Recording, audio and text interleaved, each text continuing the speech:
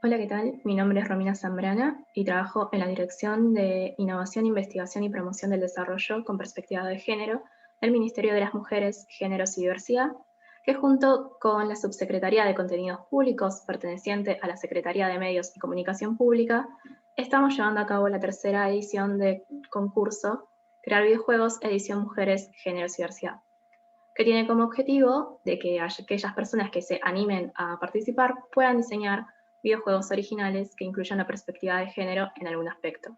Por este motivo, estamos realizando estas capacitaciones para poner en diálogo de cómo incluir esta perspectiva a la hora de diseñar videojuegos.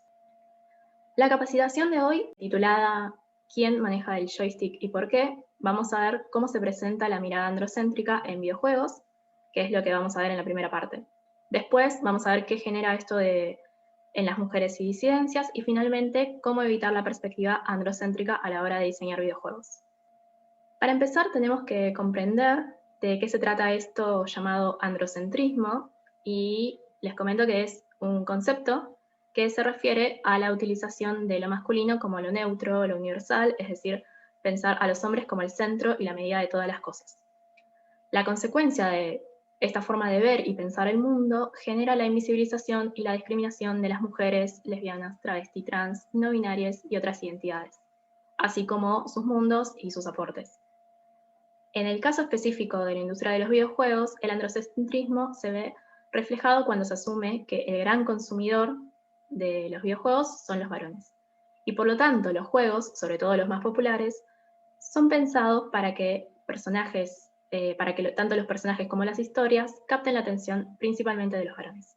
Pero entonces, ahí surge una duda, que es: ¿el androcentrismo incluye a todos los varones? La respuesta a esta pregunta es no.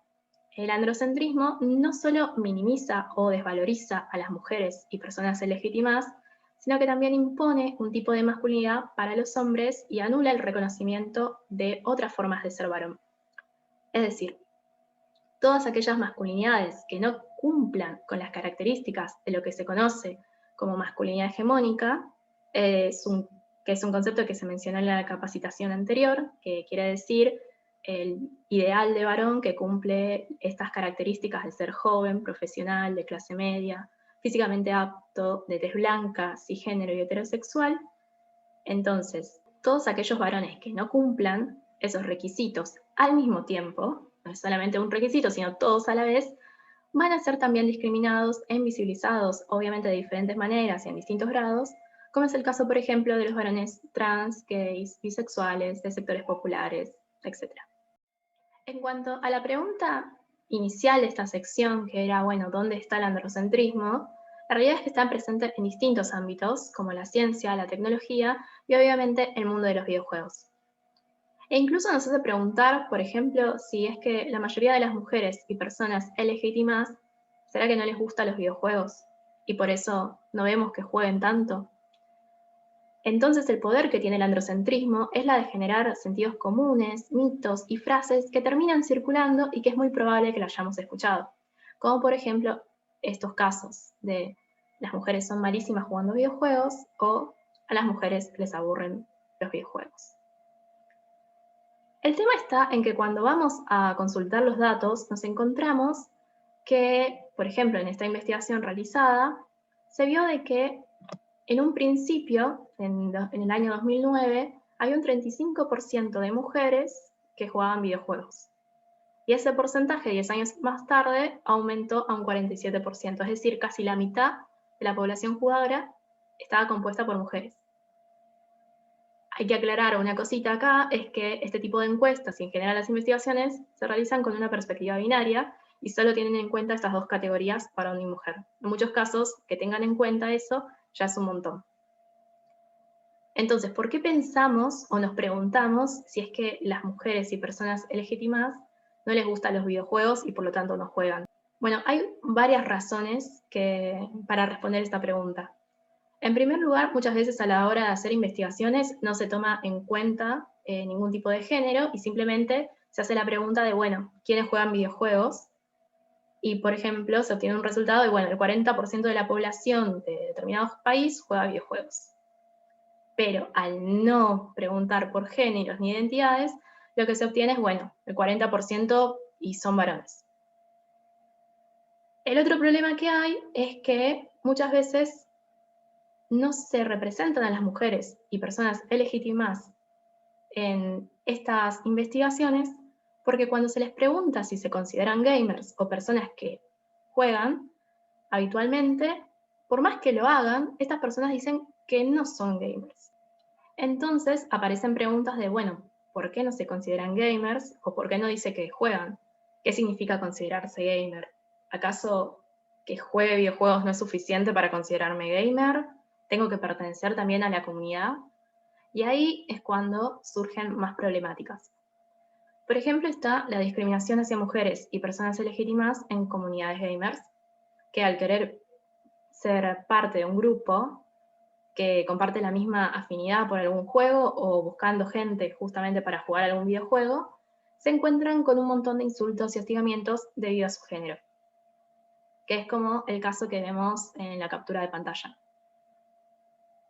Entonces empiezan a aparecer una serie de frases machistas que hacen referencia, por ejemplo, a que si se suma una chica a un equipo, entonces el equipo va a perder porque naturalmente las mujeres son malas para jugar.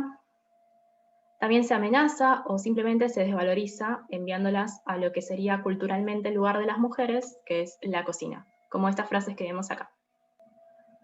También circula el mito de que hay mujeres que tienen ventajas en algunos juegos simplemente por el hecho de ser mujer y se les regala ítems y equipamiento, más que nada con una finalidad de conquista por parte de otros jugadores. Sin embargo, la realidad es que gran parte de las mujeres que pertenecen a un clan tienen que aguantar que nunca las equipen a sus personajes, pero sí a los personajes de otros compañeros, aunque ellas también estén jugando y apoyando y participando en el grupo. Y en general suele pasar esto porque no se acepta salir, por ejemplo, con algún jugador masculino, que es el ejemplo del testimonio que pasó a leer, que dice: yo jugué en serio, con ganas de aprender, asistiendo a épicos y no recibí nada por no salir con el idiota que estaba de colíder. Entonces lo que se tiende a hacer en estos casos, para evitar justamente insultos y molestias, es utilizar lo que serían nicknames o apodos o el nombre del usuario, masculinos o ambiguos. Por lo tanto, no es extraño por todo esto que haya una gran cantidad de mujeres que videojuegan y eviten ponerse un nombre, un nickname, un apodo que refleje su género, más que nada para evitar que las acosen, que las molesten, que las insulten, como vemos en el siguiente testimonio.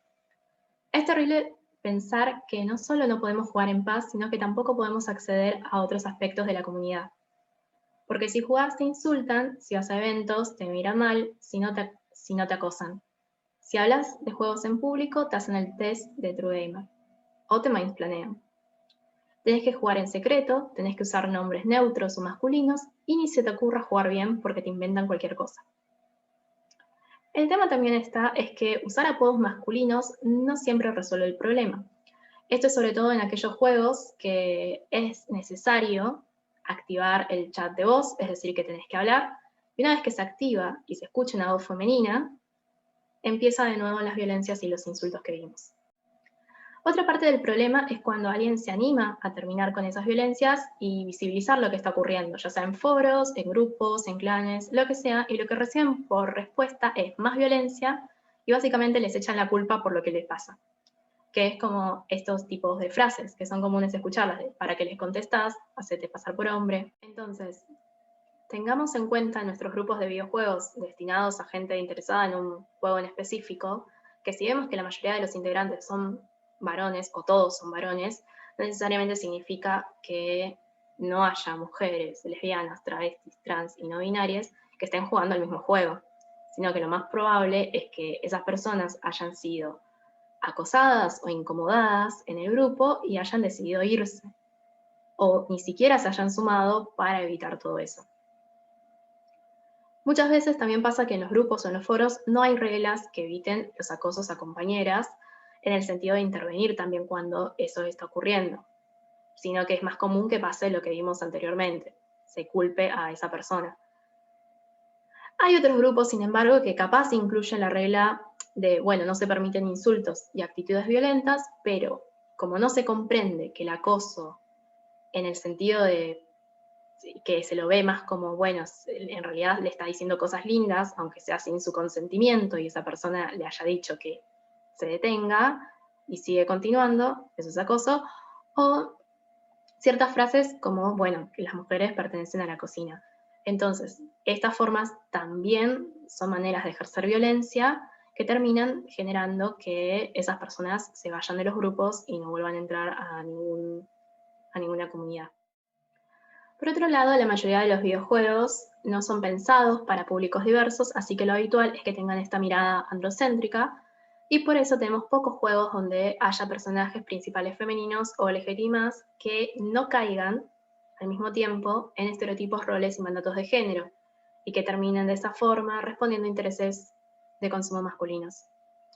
De esta manera nos encontramos con una gran cantidad de personajes femeninos que aparecen como personajes no jugables, que forman parte de lo que vendría a ser el decorado del videojuego y que con frecuencia están programados para ser objetos sexuales, que incluso son abusados y violentados. También es muy común que estos personajes estén programados para aparecer con comportamiento o diálogos sexualizados. Por ejemplo, la mirada androcéntrica se hace evidente en aquellos juegos donde se puede elegir un avatar femenino a cambio del masculino, y aunque la protagonista femenina tenga una historia muy desarrollada, el personaje femenino no jugable continúa siendo un objeto sexual, como es en este caso. Otro ejemplo característico de la mirada androcéntrica en los videojuegos son los encuadres, es decir, como el enfoque de lo que vendría a ser la cámara, de los personajes femeninos, ya sean jugables o no jugables, a lo que denominaremos como encuadres hipersexualizados, porque lo que tienden a hacer es que se anima a los jugadores a participar directamente en la objetivización de las mujeres a través del personaje jugable que tiene la capacidad de controlar la cámara. De esta manera encontramos varios fenómenos, que es, por ejemplo, el distanciamiento objeto-sujeto, que consiste en observar a las mujeres a través de ventanas o rejas como medio oculto, obviamente sin su consentimiento, y hay un distanciamiento visual entre lo que es el sujeto, que es el que observa, en general, que es un personaje masculino, y el objeto, que es lo observado, que en general corresponde a un personaje femenino. Y siempre esta observación es de una mirada que termina siendo erótica desde la perspectiva masculina, donde el personaje femenino de esta forma no es consciente de la sexualización a la que está siendo sometida por el sujeto. También otro caso de lo que se realiza con estos encuadres hipersexualizados es que se aísla, se fragmenta partes del cuerpo femenino que culturalmente son sexualizados, terminando así cosificando al personaje. De esta manera se alimenta la idea entonces de que quienes miran son los varones y las mujeres son objetos a ser observados. Entonces, de esta manera tenemos una especie de ciclo interminable en donde el androcentrismo provoca que pensemos a los hombres como único jugador posible, y entonces terminamos construyendo videojuegos para un tipo de varón que cumple estrictamente con las cualidades de la masculinidad hegemónica, que termina invisibilizando y excluyendo a mujeres y legítimas, que a pesar de que sean la mitad de la población jugadora, y entonces, además de reforzar la masculinidad hegemónica, también termino reforzando el androcentrismo, y esto vuelve otra vez a ocurrir.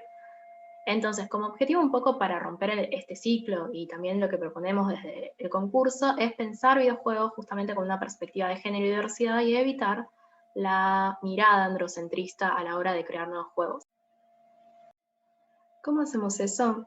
Hay dos grandes ejes a la hora de pensar cómo crear y diseñar videojuegos sin caer en la mirada androcéntrica. Por un lado, tenemos que preguntarnos cómo van a ser esos personajes y qué historia nos van a contar, si es que nos cuentan una historia. Y por otro lado, preguntarnos a quiénes están destinado el videojuego que estamos creando, o sea, enfocarnos en quiénes van a ser los usuarios.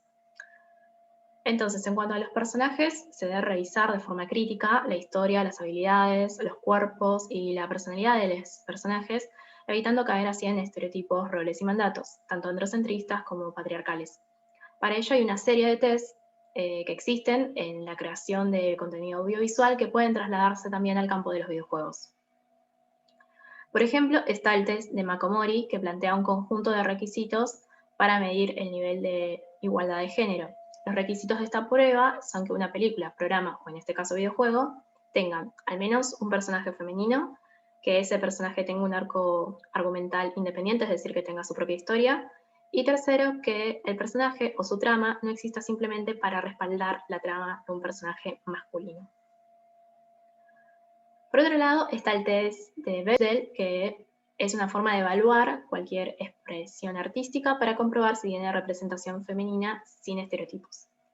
La idea es que si respondes que sí a las siguientes preguntas, tu videojuego probablemente, para este caso, no reproduzca estereotipos de género. Y las preguntas son: si tiene al menos 2 mujeres con nombres propios, si éstas hablan entre ellas y si hablan algo que no sea de hombre. El otro test es el de Vito Russo, que analiza la representación de la comunidad LGBTI+, y consiste en: el videojuego debe incluir al menos un personaje que se identifique como de la comunidad LGBT. Ese personaje no debe ser incluido únicamente por su identidad de género u orientación sexual, y además ese personaje debe ser relevante para la trama. Ejemplos de estos personajes autoidentificados como LGBTI+, que cumplen con este test, son los que se mencionaron en la capacitación 1, que son Tyler y Ellie. En cuanto a los usuarios, si bien podemos intervenir a la hora de crear nuevos juegos y pensar en quiénes van a ser aquellas personas que jueguen lo que estamos creando, para así evitar la perspectiva androcéntrica, que consiste en no pensarlo, básicamente, e ir directo a que el usuario principal va a ser un varón cis heterosexual. Por lo tanto, lo interesante es que a la hora de diseñar un juego nos pongamos a pensar un poco en la diversidad de usuarios posibles, y por lo tanto decidimos confeccionar unas preguntas que les pueden ser orientativas. Una es si el videojuego que están creando está pensado para personas que realizan tareas de cuidado o tareas domésticas. Esto es que, si nos ponemos a reflexionar un poco, las personas que tienen personas a cargo, ya sean niños o adultos, o que deben atender las tareas del hogar y que además también tienen un trabajo remunerado, en general no tienen el tiempo suficiente de ocio como para ponerse a jugar 3 o 4 horas seguidas. Entonces, si juegan, van a jugar en pequeños tiempos que vayan encontrando en su día a día.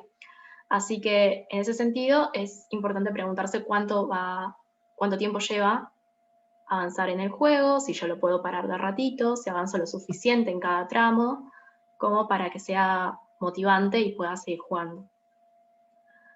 Por otro lado es, bueno, ¿a qué personas lo estoy destinando? Si a personas adolescentes, mujeres o LGBTI+, a niñas o a personas adultas mayores. También en ese sentido, bueno, si es para esas personas en específico, qué temática aborda, cómo se las presenta. Y en el caso de personas adultas mayores es importante tener en cuenta que no siempre tienen mucha interacción con interfaces complejas, así que el videojuego tendría que ser también bastante accesible. También podemos preguntarnos si nuestro videojuego tiene algún fin educativo, y si es educativo, ¿para qué público? ¿Sí? Muchas veces asociamos lo educativo con la escuela y no necesariamente es así. Entonces también es importante que no consideremos que algo educativo es un juego de preguntas y respuestas, sino que es mucho más rico cuando la historia, geografía, ciencias naturales aparecen de forma indirecta en un videojuego. Bueno, eso es todo. Por si les interesa inscribirse, o si conocen a alguien que le llame la atención el concurso, recuerden que es hasta el 21 de abril. Les dejo en la descripción del video el link para que puedan ingresar a la página donde está toda la información. Ahí también van a encontrar el Discord, en donde pueden hacer las consultas que les surjan. También está en la descripción el Instagram de Crear, en donde van a poder, si quieren, seguir el día a día del concurso, y hacemos vivos posterior a las capacitaciones. El próximo es el lunes que viene. Así que, sin más, les dejo la bibliografía consultada acá y muchas gracias por su tiempo.